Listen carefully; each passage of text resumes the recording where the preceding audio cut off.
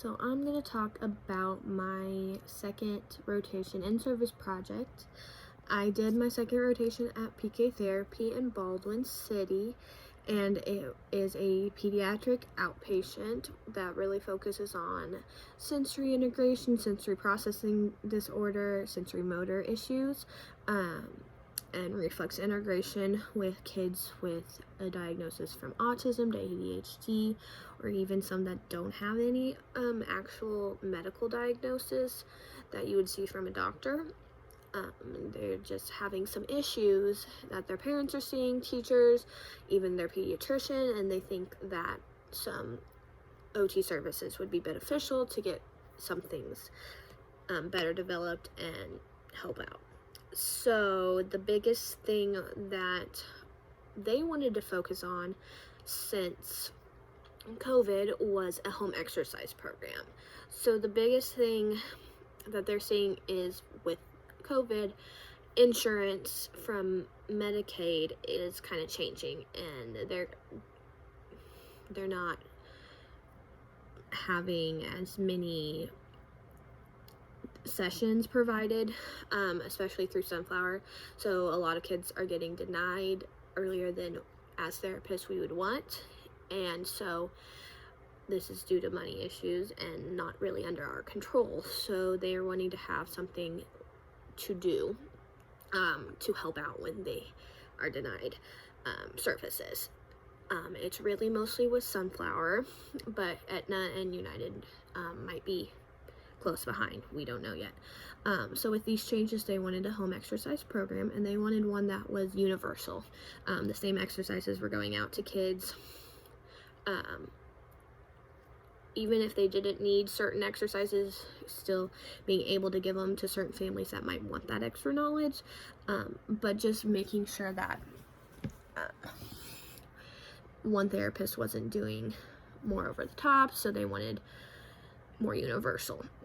And so what I worked on was the balance, core strength, bilateral coordination, heavy work, and executive functioning portion of the home exercise program that they are going to start.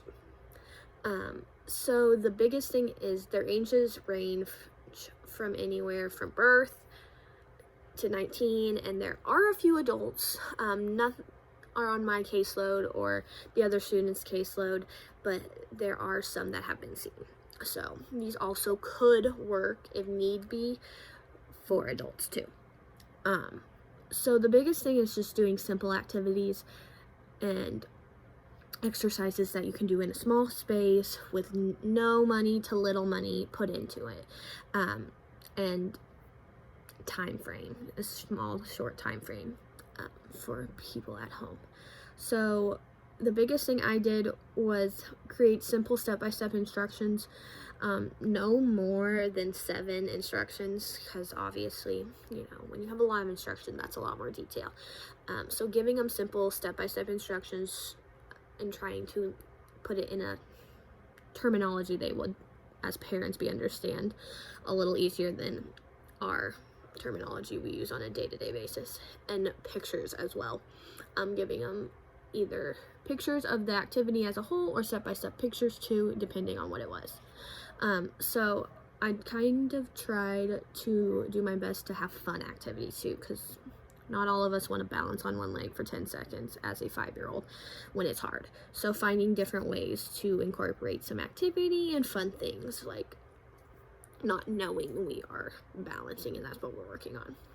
And some of them had to be exercises just to put some of those in there for development, and when we get stronger to work on that. So with balance, bilateral coordination, and core strength, I was able to do a lot more activities. When it came to heavy work and executive function tasks, I did a lot more handouts, worksheets, and kind of more knowledge-based stuff, like here's this resource, how you would use it, and some everyday games or everyday things you do versus activities and other exercises, basically. So with that, I'm going to show you a little bit on my computer here what I did with some of them. I hope you can see. So this is just a simple balance one.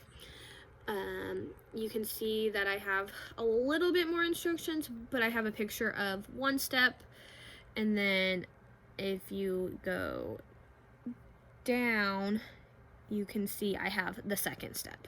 So 2 different pictures, the same kind of activity, but 2 different ways to do it, grading up, grading down.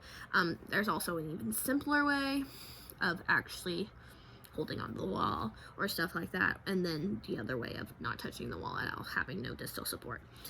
We also, on top of it, put the purpose of the certain activities in the handout. It wasn't just say, okay, here's this, it's just for balance. Here's this activity, it works on balance, it works on fine motor, it works on bilateral coordination, it works on all this stuff. But here it is, we really recommend it for balance, but you're still getting all this other stuff. So another activity I'm going to show is just a simple balance and kind of coordination one, and a little bit of fine motor, but it's focusing on the balance. You're just standing on one foot while doing homework or coloring activity. Yes, again, you have that distal support, but it's working on it without you 100% knowing it, which with little ones, that's kind of important, because when it's hard, you don't always want to do it. So finding ways to kind of trick them, in a sense, is what I've found.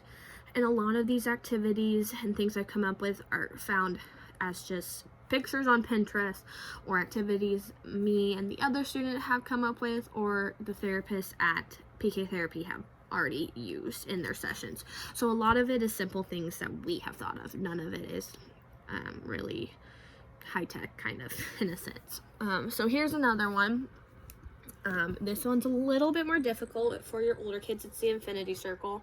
So as you can tell, I have a lot more purposes and a little bit more instruction, and I have a few more pictures showing the way it goes and showing it standing up, and then giving another starting point and going up and down, because that, with the infinity circle, or some people call lazy 8, it's really important that you're going the correct path and kind of getting your 2 sides of your brain connected.